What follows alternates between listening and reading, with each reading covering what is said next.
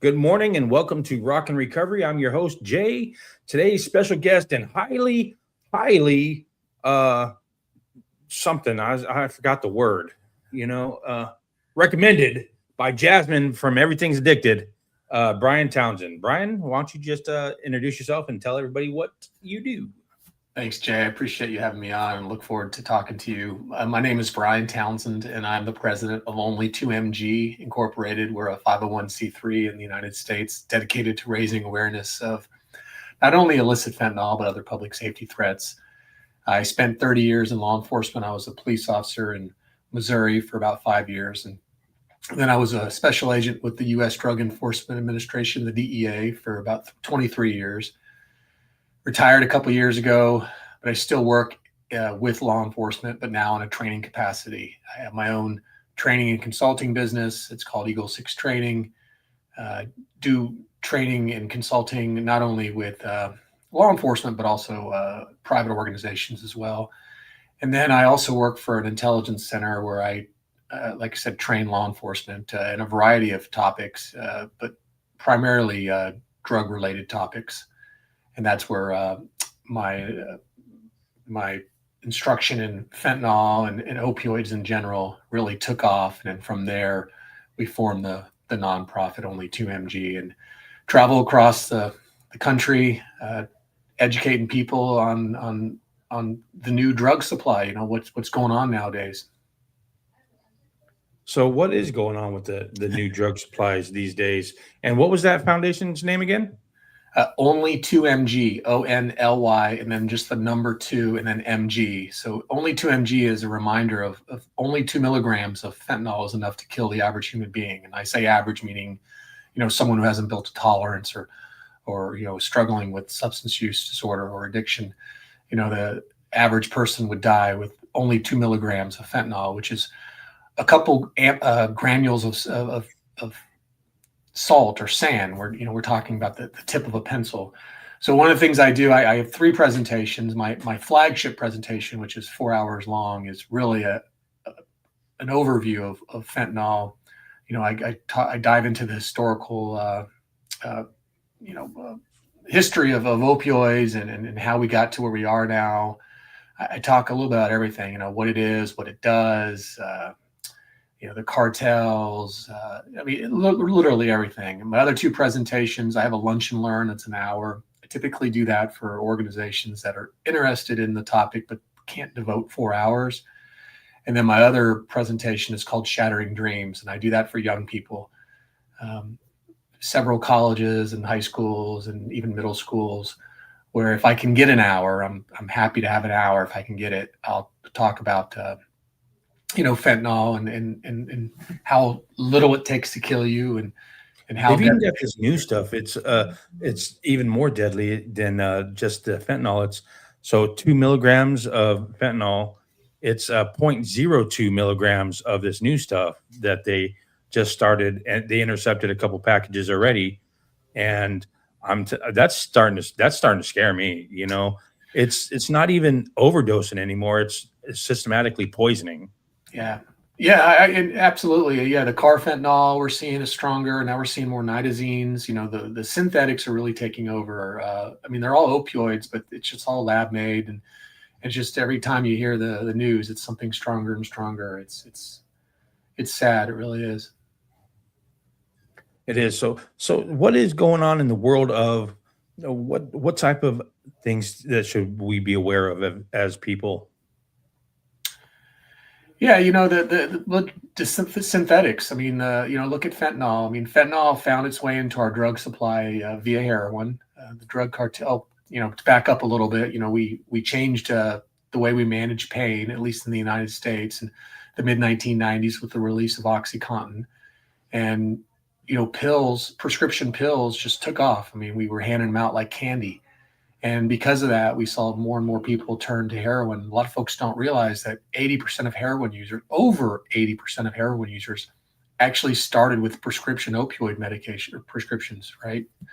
And they, for whatever reason, couldn't get enough, were, needed something stronger, variety of reasons they turned to heroin. And drug traffickers at that time period, they couldn't produce this stuff fast enough. They really Wasn't that like the coal mining is the hillbilly heroin days, where just pain management clinics just giving pill pushers?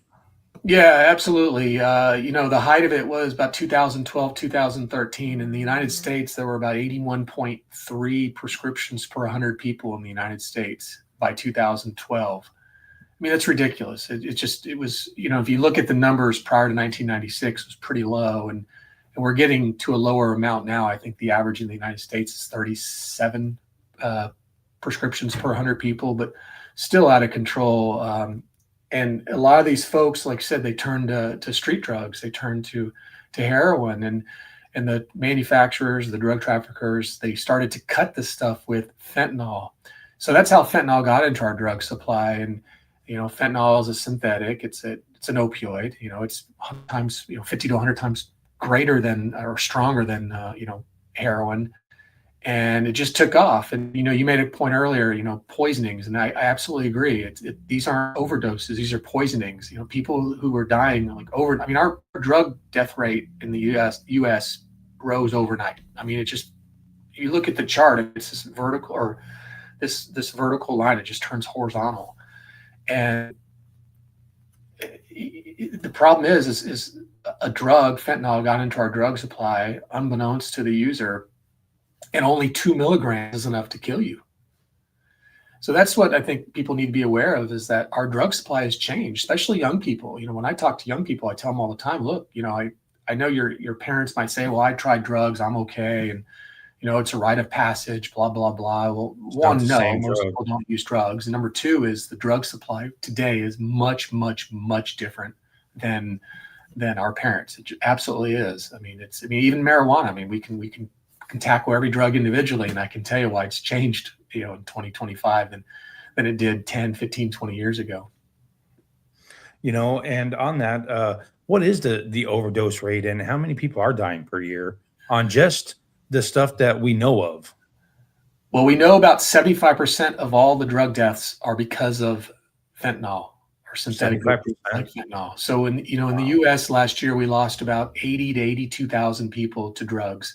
And if you dive deep into those numbers, about 75% are because of fentanyl. The year prior was our highest. We had 105,000 people die because of drugs in this country, and about 75% were because of one drug. And I always put that in context because first two things. One is they're not just numbers or people. They're our friends, are our family, they're people. We can't lose sight of that. Number two is, especially when I talk to young people, is what is 75%? And especially, when you look at 100,000 people dying, 75% is about 75,000 people. So I always show a photo of like an NFL stadium. And I say, okay, this NFL stadium is 75,000 people right here. That's how many people die in 1 year because of one drug. In 30 years in law enforcement, I've never seen a drug more impactful. I've never seen a drug change experimentation, casual drug use, recreational drug use. I can't tell you how many folks who I have spoken to and who I know who struggled with addiction in their lives, and they're clean, they're in recovery, and it's a beautiful thing. And they all tell me that if fentanyl was around when I was in the thick of it, I would be gone right now. And they're probably right. I mean, that's how devastating it is. I would agree, because even the uppers are being cut with fentanyl. Yep. And it was scary because I would go through like almost a withdrawal. And I'll be honest, I've never craved anything. Methamphetamine was my drug of choice, but I knew whenever it was cut with methamphetamine or with fentanyl, because all of a sudden I'd start getting that withdrawal, that sick, the dope sick feeling. Yeah. And I'm like, no. And I'm glad I got out when I did, because I can see myself, getting a bad batch from whoever and overdosing. I really could. Yeah, and that's scary, right? I mean, to think how devastating it's been. And one of the things I do is I look into what our drug supply looks at from the lab level. So let me back that up. In the U.S., we have a program called the National Forensic Laboratory Information System, the NFLIS, dash drug. And about 99% of all the labs in the U.S. participate in this program. and DEA runs it. And what they do is, and what I do is I look at three things. What's being submitted by law enforcement, what kind of drugs are out there, how much of this, of each drug is being submitted, and then really what's in it. When you dive deep into it, and it's blown me away. I mean, you talk about methamphetamine. The last statistics we have is about almost 17% of all the methamphetamine seized by U.S. law enforcement has fentanyl in it now. Almost 41% of all cocaine seized by U.S. law enforcement has fentanyl in it. And heroin, if you can find heroin, about 75 to 80% of all heroin now has fentanyl in it. And then the pills. I mean, the pills have really taken off as well. The pill presses are scary. I'm telling you. I know somebody personally that she was prescribed, or her prescription was Perk 30s or Perk Oxycontin or whatever it was, and she ran out of her prescription, and she wasn't abusing them. That's the thing. She wasn't a drug abuser, and she just needed something to get her to. She ran out. For some reason, her doctor was off and didn't write the prescription, and they had to see them every time they rewrote the prescription. Yeah. And so she's managing her pain, for real reasons. And she's like, well, can you get me this? And it was fentanyl, and she overdosed one time. And luckily they got her, she got out and she's clean and sober today, but still that's scary. That's scary. One time, exploratory, a person is going to die now because of that. Absolutely. And I can't tell you how many families I've spoken to with similar stories, and it breaks my heart. I was talking to an aunt whose niece, unfortunately lost her life, was poisoned by fentanyl a couple of years back. 20-year-old young girl with her life ahead of her was having a slumber party with two of her girlfriends, and they bought an Adderall. And it was a counterfeit Adderall, and it wasn't Adderall. It was just, whatever the drug trafficker gives you. They split it into 3 parts. I mean, we're talking a little pill that they split into 3 parts. And unfortunately, she never woke up. And I can tell you story after story after story, similar. People sprinkled it on weed. Weed was a party drug, for me. It's like, yeah. But now that's just scary. That's just really scary. Yeah, we haven't found any. We hear about the marijuana, but we haven't found any evidence, conclusive evidence, that it's actually causing fentanyl overdoses. Cocaine we have, methamphetamine we have, heroin we have, the pills we have. We hear about it in the weed. We hear about it in the vaping quite a bit, and that's something that I get asked about a lot, especially when I talk to young people because it's marijuana, right? And a lot of them smoke or experimented, and a lot of them vape as well, or at least experimented. And it's scary to think that could happen, and we've certainly looked into that, but we haven't been able to prove that, with the actual marijuana. And we think the reason is because the way marijuana is smoked is much differently than meth and other drugs. You're usually with, like, for instance, with even fentanyl, right? You have a spoon, or let's say aluminum foil, and you're heating the bottom of it, and you're inhaling the smoke. With marijuana, you're actually lighting the product itself, right? The product, yeah. So there's a belief that any fentanyl on there could potentially burn off or not have a damaging effect. I hope that's true. For all intents and purposes, I hope that's true. Yeah. For me, I was an IV user, so everything went straight to the vein, and that's even more scary because I know people that have eaten pills, fentanyl, but once they smoke it, it's something totally different. One hit and they pass out. It's the way it breaks down, or what's the effect of that? How does that work? Yeah, I mean, every drug, depending on how you use it, is going to impact you a little bit differently. I mean, the fastest way a drug gets to your brain is inhalation. Everyone thinks it's the IV. It's actually not. That's number 2. It's it's like people who smoke cigarettes. You're looking for that bump, that hit pretty quick, right? And that's what it gives you. So really, whether you swallow it, whether you're using needle, whether you're foil smoking, or using a spoon or a pipe or whatever, It's just the route of how it gets into your body is a little different and impacts you a little different. And you talk to people and they prefer certain ways when they use drugs. So for the parents of the teens out there and friends of everybody else, what are some signs to look for? Yeah, great.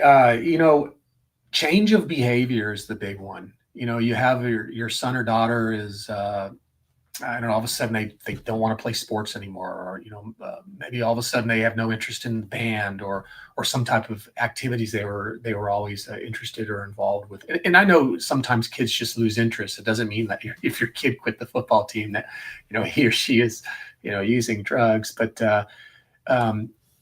grades. Is there just sudden changes in behavior? Are they more moody? And of course that's a teenage thing as well, right?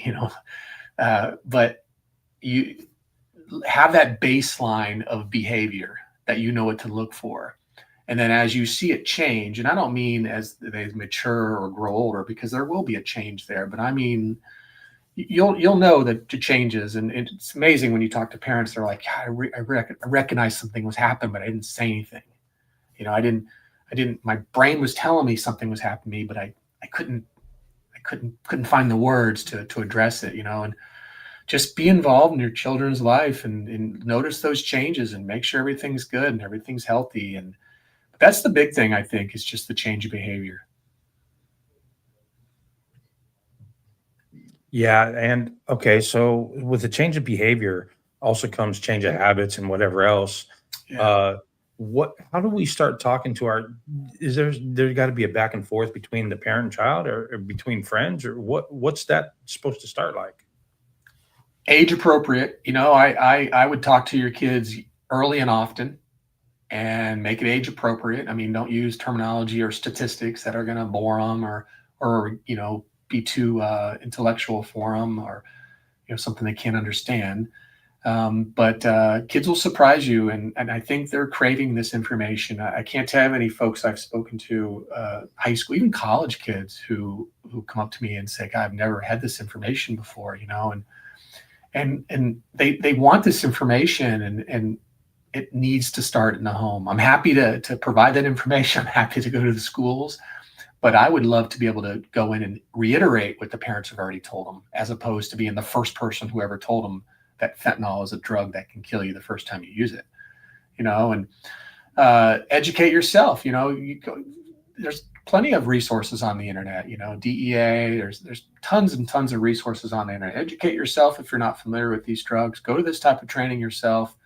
Don't let the stigma, well, there's two types of stigma. One is how we treat people who use drugs. And the other stigma is how we're afraid to get information because then my neighbors or my friends might think there's something wrong. I can't tell you how many parents I've had who don't want to come to the trainings because, well, then someone's going to think there's something wrong under our roof. Well, you know what? Who cares what they think? Who cares? Yeah. Absolutely. I mean, if you care about your family, if you care about your kids and your community, then educate yourself, come into these things and, be the change, be the force multiplier, take that information back into your homes and educate your family before it's too late. Because I can promise you, I've talked to a lot of parents out there where it is quote unquote too late, and they wish they would have got this information a lot sooner. And don't do that. You're doing a disservice to your family when you do that. Just who cares if someone sees you walk into a drug seminar? I mean, that's the most absurd thing. And I know I can't stop it with these words, but I'm hoping that people listen and say, yeah, you're right. So for the actual users out there that are they're just trying to make it daily. I know fentanyl test strips are a big thing now. Are those effective? I'm not a big fan of them. I'm not. Look, I'm not opposed to demand reduction or harm reduction efforts, things like that. But I want to have the discussion on these things and figure out what works and what doesn't, because here's the problem is we have very few resources everyone can say, oh, there's millions and billions of dollars. No, we spend more money on plugging potholes than we do caring about people who are struggling with this stuff. It's the reality of it. So if if the stakeholders or purse holders only give us X amount of money, the last thing I want to do is waste it, right? I want to be efficient. So test strips, and I tell you what I don't like about test strips. If you and I were to buy some pills right now, go online and buy some oxy, and we bought 3, one for you, one for me, and one that we're going to test. Well, in order to test that pill, we have to destroy the entire pill, pill. So, okay, so it's negative. Well, that doesn't mean yours is negative or mine is negative. We don't know what that batch looks like. When these traffic, and I've been in these labs, when these traffickers are mixing this stuff together, they're using blenders, they're using sifters. I mean, you have no idea the quality. There's no quality control at all. You have no idea. And you talk about when you talk about fentanyl, at least, when you talk about only 2 milligrams. I mean, the story I was telling you, the lady I was talking to out in California, her niece Dallas, I mean, they split that Adderall pill into 3 parts. I was just listening to a podcast and trying to get a hold of this mother who lost her son a couple of years back. He took a quarter of a Xanax bar, a quarter. So you test a little bit of that, or you test that entire pill, doesn't mean that the rest of the batch is and it's just like powder as well. Okay, so I dip it in there and I get a negative. Well, there's a lot more powder to test. And unless I'm willing to destroy the whole thing, I'm not going to know whether or not there's fentanyl in it. And I don't want to take that risk. I'm not a fan of them. Some states have legalized them, some haven't. I'm just not a fan because here's the problem. I think it gives you a false sense of security. And that's my problem with it. And I do know there are some cases now where some young people have actually used the test strips and thought everything was good. And then a child died because of that false sense of security. And again, I'm not opposed to figuring out, what we can do to help people, but I don't think that's helping people. How dangerous is, I was going to ask this question. I'll refrain. But in the real world scenarios, I mean, how there's that car fentanyl now, and it's even naloxone or the spray isn't supposed to be effective. Is that true or? No, if it's an opioid, I always. I've got some in my truck too. I've got Narcan in my truck. I don't care, Yeah. If it's an opioid, use it. Okay. Absolutely. You might end up using more than a box. Obviously you use it, wait 2 or 3 minutes, let it do its thing. If it doesn't work, hopefully you've called emergency services, while you're doing this, and they get to medical attention as quickly as possible. They might even need rescue breathing. But if it's an opioid, I always tell people use naloxone, Narcan, whatever brand you have. And even if it's been mixed with other drugs, like let's say xylazine, which is pretty common in our drug supply as well, xylazine will not react to the naloxone because it's a non-opioid. However, you don't know that, right? You don't know what this person used. You see a person overdosing in front of you, and I think, you need to use naloxone and call for medical attention, and give them a fighting chance at life. How many officers are affected by this just by accidental? You know what I'm saying? Yeah. I'm so glad. I want to always talk about this more, and I never get a chance. This is zero.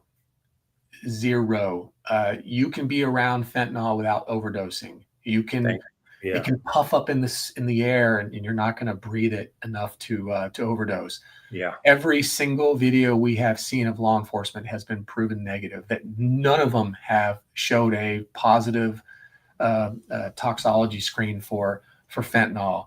I know people, law enforcement, who have been in some of these videos that have gone viral, who have been in incidents where they believe they were exposed to fentanyl. I think it's anxiety. It is. And it's interesting is law enforcement is the only segment of the population that seems to be impacted by this now.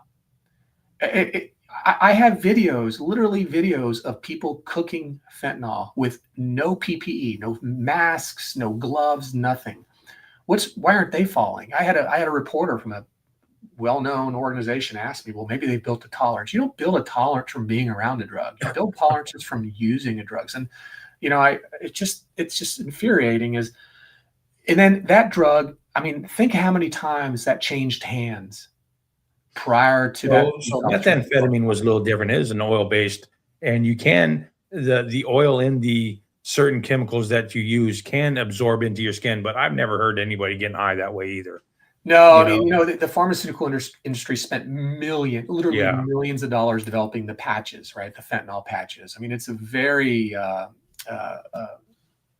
don't know what the word I'm looking for, but they've spent a lot of money making that process work, right?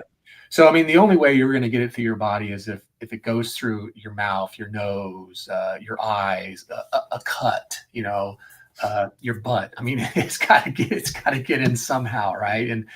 And just being around it these videos, let me tell you, it's just the last couple I saw, it was, and I'm not making fun of these police officers. I'm glad they're okay. I really am. But it's absurd that these articles get ran and people believe that fentanyl it's a deadly drug, 100% deadly drug, but it's got to get into your body to do the damage that it's been doing. So another question is, do parents or just everyday public, there's no reason for them to be scared of actually seeing something, oh shit, and confiscating it? Because I know a lot of that fear thing is like, if I touch it, oh no, if I touch it, I'm going to die, oh no, what's up with, same thing. Same thing. Absolutely. If you have a big cut on your hand, well, then obviously use some common sense, right? I always wear gloves. Always wear nitrile gloves. You can't see them back there, but I got a whole pack of them back there. There's a glove I really like. I always wear them. But in the event that you're searching a child's room and you find something, if you got gloves, that's my preferred, route, is use the gloves. But if you don't, you're going to be fine. Is just use common sense. Don't put it in your nose. Don't eat it. There are other products in the market. I like. There's another one I really like. This is a company out of Ohio. It's called First Defense Wipe, and it's a product where you can wipe a surface down and it changes colors if it hits fentanyl. So there are things you can do to see whether or not fentanyl is present or has been present. But you're going to be fine. Just use gloves and some common sense. Yeah. What are some other things that we need to be aware of proceeding? I mean, is the war on drugs even effective right now? Yes, absolutely. I believe it is. But I think there is a holistic approach that needs to be taken. We can't arrest our way out of this. We just can't, period. I don't care if we throw more money in this and more officers, we just can't. So the problem, if you want to win the quote unquote war on drugs, reduce demand, period. I mean, that's the reality of it. I mean, if this is simple economics, we have a huge demand for drugs in the world, especially in the United States. You look at the U.S., especially since COVID, especially. Absolutely. I mean, the U.S. makes up a little over 4% of the world's population, yet we consume the majority of drugs. So I don't care if they're $1 million an ounce. People, if there is a demand, there will be a supply. I mean, that's just the reality of it. That's just business. It's just business. So, I mean, do I think the enforcement part is important? Yeah, absolutely. I think, I love seeing the Sinaloa cartel chopped up like it is right now, and on the defense of, the Cartel Jalisco and all the other traffickers. And, I love seeing these law enforcement agencies that are going after the traffickers who are killing people with fentanyl. I think that's part of the solution, but it's not the only part. It really, the education part, and that's why I'm involved in this chapter of my life. I think that's important, is making people aware, hopefully preventing drug use from especially young people. We got to do more. The stigma, we got to eliminate the stigma and how we treat people who are struggling with this. But it's a simple economics issue. Is fentanyl the biggest main concern right now? Is fentanyl? Is that only coming from South America, Mexico, South America? It originates from China, typically. Okay. At least the chemicals do. And then there's other places around the world as well. India is number 2, and there's some other European countries that are sending the chemicals as well. But China, by far, number 1. And then those chemicals are typically exported to Mexico for manufacture, and then they're manufactured there, the fentanyl is, and then either the powder or pills are smuggled into the U.S. That's the primary. I mean, obviously there's a million different ways, Right. drugs can move around the world, but that's the primary way that fentanyl is getting into at least the U.S. And the main 2 organizations are the Sinaloa cartel and the Cartel Jalisco, CJ&G. But again, all the organizations are involved in this. And would taking down the cartels would they impact, or would just another one just take over? Because that's what I see. That's what one of the things that I noticed, when I was a drug dealer, in Colorado, and whenever I would go, somebody's always there to fill the spot. Yeah. And that's unfortunate, right? I mean, but that's the reality of what supply and demand is. I mean, if you're out of the picture and we have customers, then here I am. I have an opportunity to take them over, right? It does help, again, but I think it has to be a collaborative effort. Unilateral. Yeah, where we're looking at, not only the enforcement piece, but, what are we doing for people, in addiction? What are we doing for kids? I mean, again, it's got to be more of a holistic approach. I think just education and awareness, like you're saying, and the effects, there's always going to be kids. I'll do what I want, just because you tell me not to, that means I'm going to do it, but just be very aware of the effects. That's all I'm saying, Absolutely. Whether you do it or not. I'm not nobody. I've done it for not that drug, but I've done drugs for 30 plus years. Whether you do it or not, just be aware of the effects that is happening, really. Yeah, absolutely. Being aware, and that's it. Knowledge is power, right? And not only knowledge is power, it's what you do with that knowledge. That's really the power. Knowledge is liberating, but it's what you do with it that's powerful. If you know that drugs can do X, Y, and Z, and then you're unfortunately, we know that a lot of these young people are going to be in situations where they're going to be, have to make this decision, and not naive enough to believe that they're going to say no or walk away from it, but with the right information, perhaps they are. Maybe there are some kids out there who will turn away from it.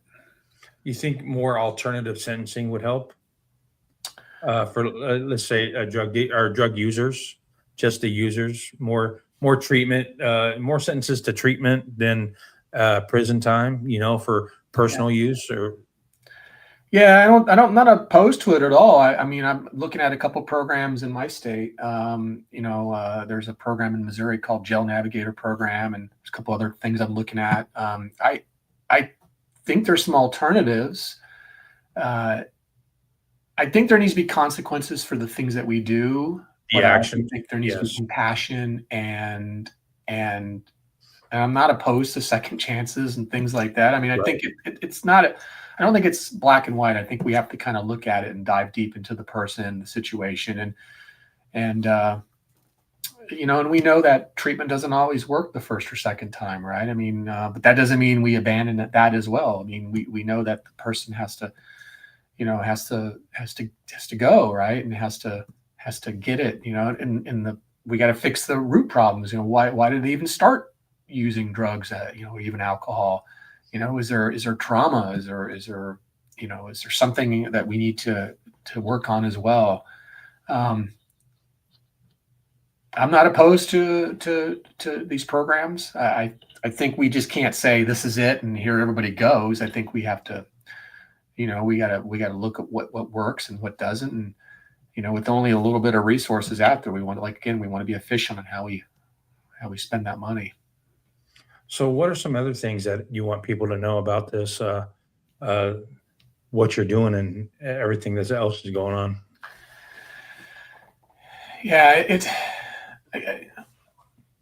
after 30 years in law enforcement, I've never seen a drug more impactful than fentanyl. I've never seen a drug destroy more lives than this one drug. And people don't realize how small, how little only 2 milligrams is. And I mentioned earlier, it's only a couple of granules of salt or sand. Another analogy I use is sometimes I'll have a packet of sugar. A sugar packet is typically 1 gram, like a sweet and low package or something like that. 1 gram is 1,000 milligrams. So if 2 milligrams is a deadly dose, then that means that sugar package, if it were fentanyl, would be enough to kill 500 people. So there's sometimes, especially when I talk to young people, where I'll actually pour out a sugar package into a little glass vial. And I'll say, and I don't have one here with me right now, but I'll say this right here is enough to kill this entire student body of this high school. This little tiny bit. Now imagine this trickles into a pill, and then I'll reiterate the stories I tell them where, real stories where, I mentioned already, Dallas out in California where, a third of a pill, there's so many stories like that where these young people are experimenting or they're, casual drug use where it's, just every so often type thing, and they're losing their life. And it's horrible what this one drug has really done and how it's changed everything. And playing Russian roulette every time you consume a drug these days. Yeah, it really is. And I'm so glad I'm not in that lifestyle anymore. People talk to me about it. I'm like, I don't know, because it's so far removed from my life anymore. I'm glad about that. I am it's terrible what it's taken from me to get there, but I'm glad that I'm not in it anymore because I really wouldn't be. I honestly believe that I would not be here talking to you if that was the case. And so many people I've talked to are like that too. They're scared. Yeah. I see more and more people getting in recovery because they're scared of the drugs, not because they don't like doing the drugs that they're used to, but because they're actually scared of what they're getting now. And they're like, yeah, I'm good. I nope, don't want no more. And I feel I'm along the same way. It's like the whole game has changed tremendously. It's not out to get to forgetting that anymore. It's out to die, really. Yeah. Yeah. It's heartbreaking. It is. I talked to a lot of folks that are struggling with substance use and, and they just break down emotionally and they want to stop but it just takes over, right? They'll tell you, that dope sickness is worse than the fear of dying. Like it doesn't make sense to people when they hear that. They're like, what do you mean? You'd rather overdose and you'd rather use drugs to avoid dope sickness? Yeah. There are a lot of people out there who tell you 100%. Yeah. And it just takes over, right? It takes over the brain and people don't realize how debilitating that is. And that would be one thing I would say is just have a little more empathy. Just have a heart.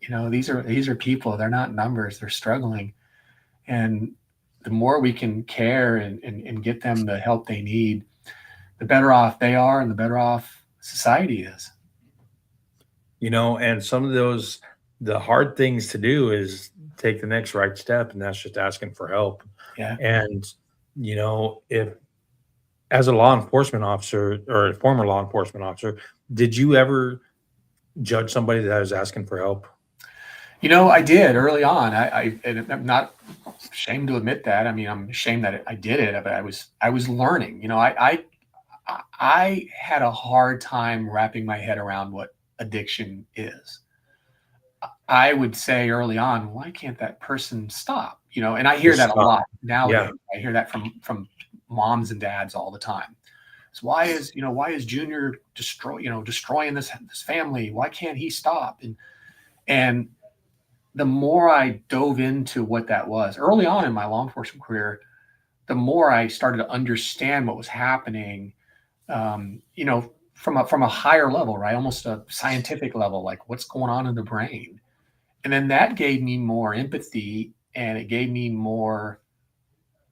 the ability to really speak to folks who are struggling with this.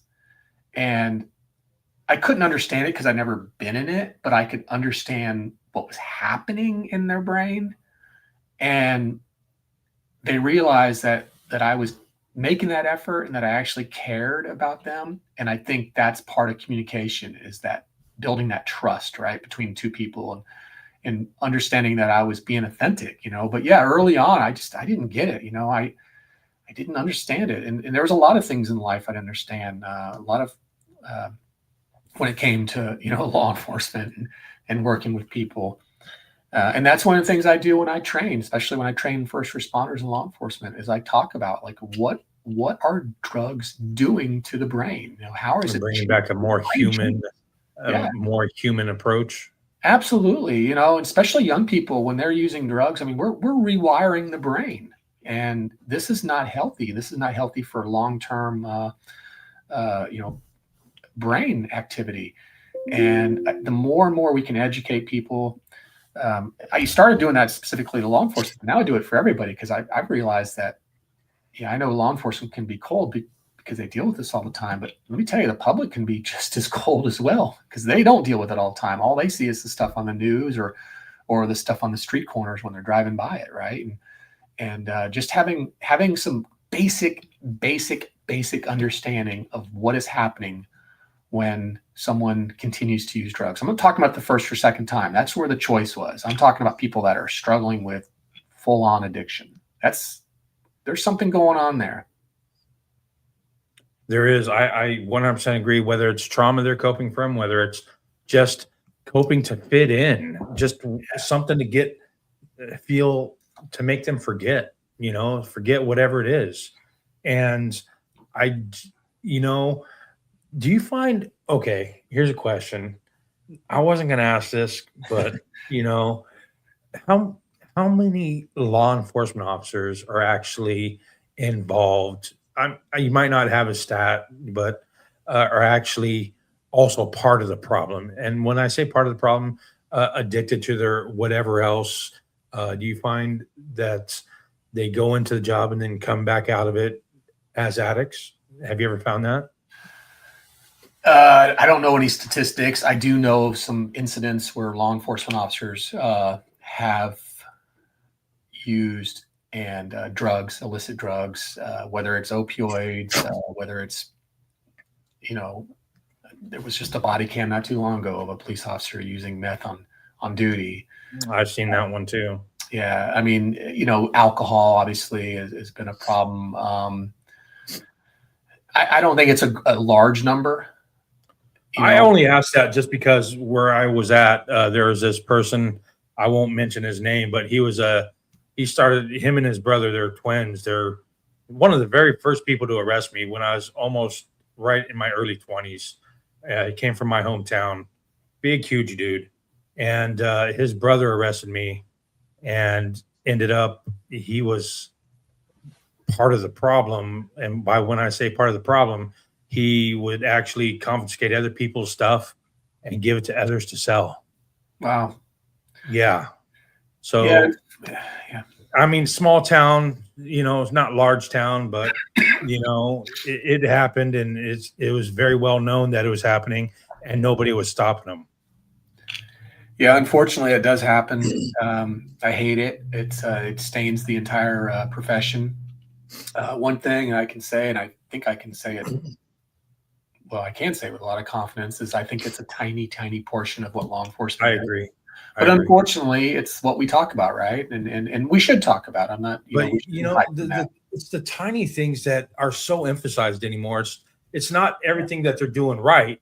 It's take that one thing that they did wrong or one thing that they're not doing and glorify that and make everybody else bad. Yeah, absolutely. And that's and I get it. Their standards should be higher than the rest of society because they are, tasked with such an important. But they're still human. But you're right. I mean, we do. We do judge pretty quick, and sometimes it's right. Sometimes, there's nothing good about a police officer stealing drugs, whether it's for personal use, whether it's for selling, whether it's for, it's horrible, and there's no room for that. And thankfully, I worked with some really good people. If we were to ever come across that, I'd no problem turning those people in. And I think most cops have no problem. I for the most part, I agree with you. And I found as I progressed more in recovery and also in the legal system, I found the amount of respect they give you is the amount of respect you give them. Yeah, And it goes both ways, So yeah, I've never been too harshly used or abused by the police, or mistreated, I should say. But I always had that respect for them too. So, yeah, yeah. And that's like I said, it goes both ways. And it's police officers are in a unique role where they have to wear a lot of hats. And on one call you might be wearing 18 different hats, right? and and they also, they get hardened. You see a lot of things early on, and in your career, and the average police officer sees more in his or her first year than most people see in a lifetime. I mean, it's so you have to cope with that, right? And not that drugs or alcohol are the way they cope with it, because it's not. But they might appear less sympathetic, or just because they've been hardened a little bit, yeah, seasoned. absolutely. I And get I it. think there's a little bit of unknown, the ignorance. And ignorance sounds like a horrible word, but like I said, early on in my career, we talked about addiction earlier. How did I treat people? And I didn't know. There was a learning curve, and I had to learn, and I think that's part of the problem as well. Yeah. Do you think the stiffer, harsher penalties for the actual pushers of the fentanyl it would do anything? Going after more and more of the people that are actually killing others. Yeah, I have Through no the problem with tools. that. If you're trafficking drugs with fentanyl in them, I think you need to be held accountable for that. I have no problem with that at all. It, yeah, the possession charges, I think those are the ones. Like I said, if there's ways to mitigate jail, something different, then I'm all ears. But the traffickers, and I get it. Some people are trafficking To supply their own. Yeah. absolutely. And I think you have to look at every situation a little different. But at least from the DEA, from our level, we weren't messing with people struggling with addiction who were trying to make a couple dollars. We're at the higher echelon of the traffickers, and these people have one thing in mind: it's money. Period. They don't care who they harm, who they hurt. It's money. And so yeah, I have no problem there with harsher penalties. Do you? I don't know if you know or not. Do we keep going back to the supply and demand thing? If we were to cut off the money supply back, you think that'd have a bigger impact on the drugs coming across? That's one thing that we've been doing quite a bit over the years. I'd love to see more of it, and I think we have seen some. It's being addressed at many many high levels, and that's just from my point of view. If you cut off the money, then there's not going to be what's the point? Flood. But if you're not getting anything in return, yeah, right. You can't celebrate the fruits of your criminal activity. You can't keep fronting something if it's not paying off. Right. Yeah, and there's been an emphasis in DEA at times. I mean, I can think of different administrators we've had where the emphasis has been money, money, money. And I think it's always been there, and even to this day, I mean, we're always interested in seizing assets, freezing money, looking at where the money goes nationally, working these money laundering organizations and networks. And I think we've actually seen an increase in that over the last, 3, 4, 5 years. And I think we'll continue to as this stuff gets more advanced, cryptocurrency, the digital assets. I mean, traffickers are always figuring out different ways or these transnational criminal organizations, if you will, are looking at different ways to $1 billion industry. Yeah, I mean, they're more sophisticated. They adapt quicker than we do because they don't have laws, they don't have morals or values. They just, it's all about money. You're a 10-year-old kid. Take this over there and give it to that person and bring me back whatever he gives you. Yeah. Yep. Absolutely. Yep. Well, if there's one thing you wanted anybody to take away from this conversation that we had this morning, what would that be?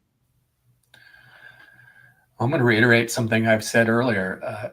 We're talking about only 2 milligrams of fentanyl. We're talking about a couple granules of salt or sand. I mean, think about the tip of a pen. literally the tip of a pen. The amount of drugs that would fit on that tip of the pen can kill you. And how are people supposed to get a hold of you, maybe to make a presentation to their facilities, schools, whatever? Our website is only2mg.com. So www.only2, just the number 2, and then mg.com. So we just had that website transitioned. It was an old website, and I had somebody kind of push it into modern day. There's a learning curve for me when he did that, because I don't know how to go in and fix some of the broken links, but there is a website. My information's on there. My contact information's on there. I'd say this, there is no cost to have me come out. If an organization can afford it, then great, because we're a nonprofit. And let me tell you, fundraising in this atmosphere, in this space, most people don't care about drugs. They think it's, they don't care. It's not that they don't care about drugs. They don't care about the addict enough. 100%.